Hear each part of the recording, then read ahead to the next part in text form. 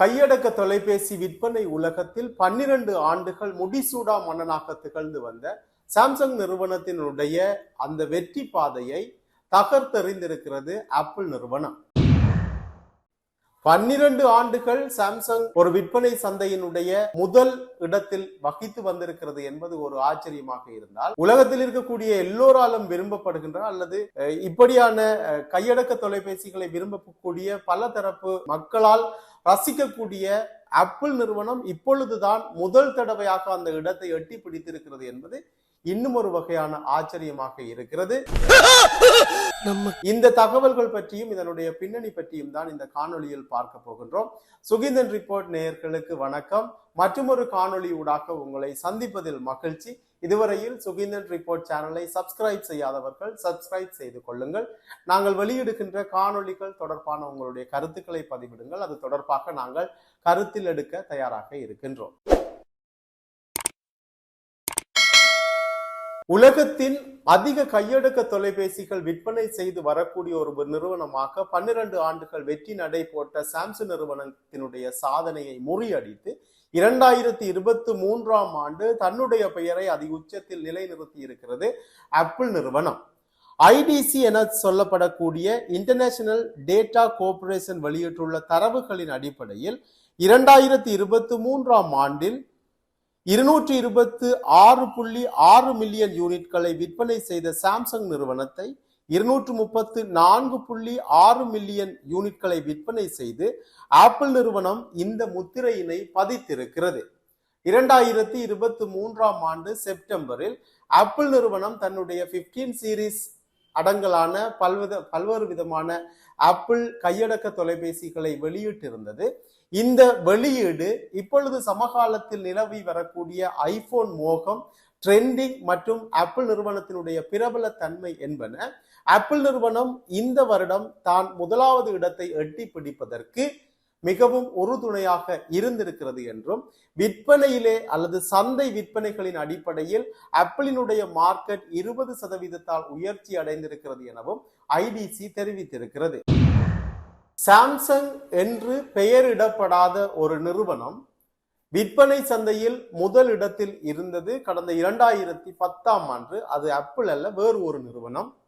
2010ஆம் ஆண்டில் தன்னுடைய இடத்தை பிடித்திருந்த சாம்சங் இவ்வளவு தூரம் வெற்றி நடை போட்டுக் கொண்டிருக்கக்கூடிய சூழ்நிலையில் மீண்டும் சாம்சங் என்று பெயரிடப்படாத ஒரு நிறுவனம் கையடக்க தொலைபேசி விற்பனை சந்தையில் மீண்டும் முதலிடத்தை பிடித்திருக்கிறது.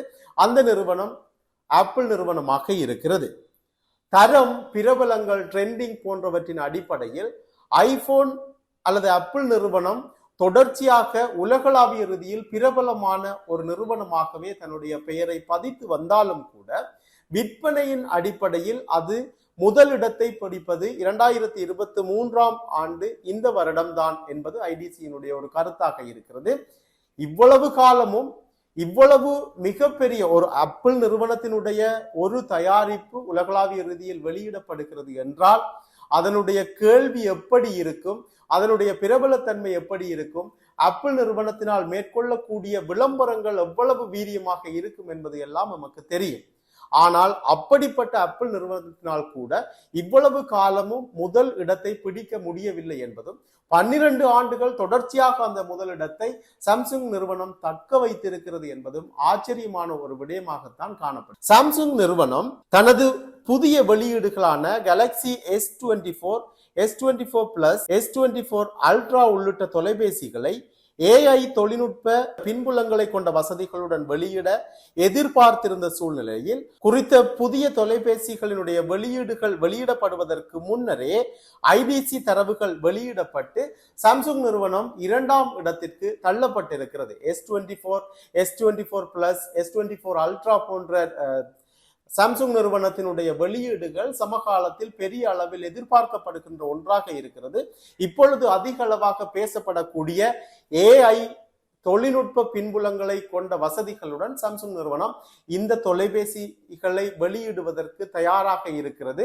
ஆனால் இந்த தொலைபேசிகள் வெளியிடப்பட்டிருந்தால் ஒருவேளை ஐடிசியினுடைய இந்த தரவுகளில் ஏதாவது மாற்றங்கள் ஏற்படுத்தப்பட்டிருக்கலாம் என்று கூறப்பட்டாலும் அதற்கு முன்னரே 2023 இறுதி பகுதியிலேயே ஐடிசி இந்த தரவுகளை வெளியிட்டு சாம்சங் நிறுவனம் இப்பொழுது 2ஆம் நிலைக்கு தள்ளப்பட்டிருக்கிறது. இது தொடர்பாக பென்வுட் எனப்படுகின்ற சர்வதேச ஆய்வு நிபுணர் ஒருவர் கருத்து தெரிவிக்கின்ற பொழுது ஐடிசியின் இந்த தரவு வெளியீடு சாம்சங் நிறுவனத்திற்கு மிகப்பெரிய உளவியல் தாக்கம் என்றும் 2024ஆம் ஆண்டையும் சாம்சங் இதே போன்ற ஒரு நிலையில் தான் கொண்டு செல்ல வேண்டும் என்கின்ற ஒரு அதிர்ச்சியான தகவல்களை அவர் வெளியிட்டிருக்கிறார்.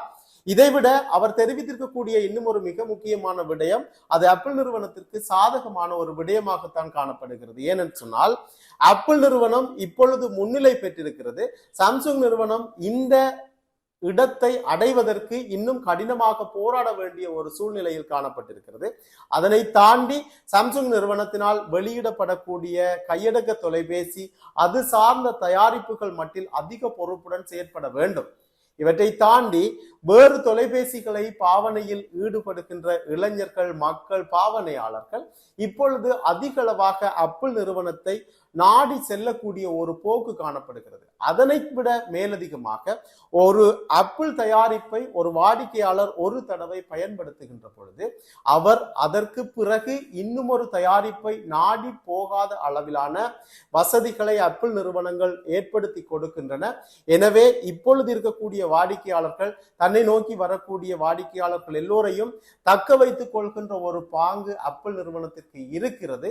இது ஆப்பிள் நிறுவனத்திற்கு ஒரு சாதகமான போக்காகத்தான் இருக்க போகிறது. எனவே இந்த நிலையை மீண்டும் அடைவதற்கு சாம்சங் நிறுவனம் இன்னும் அதிகமாக போராட வேண்டும் என அந்த ஆய்வு நிபுணர் தனது கருத்திலே தெரிவித்திருக்கிறார். ஆக மொத்தமாக சாம்சங், ஆப்பிள் என்கின்ற இந்த இரண்டு பெரிய தயாரிப்பு முதலைகளுக்கு இடையிலான போட்டியில் இப்பொழுது 2023ஆம் ஆண்டினுடைய இறுதி பகுதியில் ஆப்பிள் நிறுவனம் முன்னணி பெற்றிருக்கிறது. ஏற்கனவே 12 ஆண்டுகள் இந்த இடத்தை தக்க வைத்துக் கொண்டிருந்த சாம்சங் நிறுவனம் எப்படி இந்த இடத்தை மீண்டும் பிடிக்க போகிறது என்பது பொறுத்திருந்து நாங்கள் பார்க்க வேண்டும். இவை எல்லாவற்றையும் தாண்டி ஏற்கனவே மிகப்பெரிய விலை அளவீடுகளை கொண்ட ஆப்பிள் தயாரிப்புகள் இப்பொழுது 1ஆம் இடத்தை எட்டி பிடித்திருக்கக்கூடிய சூழ்நிலையில் இன்னும் அதிகரிக்கப்படுமா என்பது ஆச்சரியமான ஒரு விடயம்தான். அப்படி அதிகரித்தாலும் கூட அதை வாங்குவதற்கு வாடிக்கையாளர்கள் தயாராக இருக்கிறார்களா என்பதும் நாங்கள் தொடர்ச்சியாக பார்க்க வேண்டும். இந்த காணொளி உங்களுக்கு பிடித்திருந்தால் இந்த காணொளி தொடர்பான உங்களுடைய கருத்துக்களை எங்களுக்கு பதிவிடுங்கள். அது தொடர்பாக நாங்கள் கருத்தில் எடுக்க தயாராக இருக்கின்றோம். நீங்கள் இந்த 2 பாவனை பொருட்களில் எந்த தொலைபேசிகளினுடைய பாவனையாளர், எந்த தொலைபேசிகளை பாவிப்பதற்கு அதிக பிரியப்படுகிறீர்கள் என்பதையும் கருத்து பட்டியல் கமெண்ட் செய்யுங்கள். மீண்டும் மற்றொரு காணொளியில் சந்திக்கிறேன். நான் சுகிந்தன். வணக்கம்.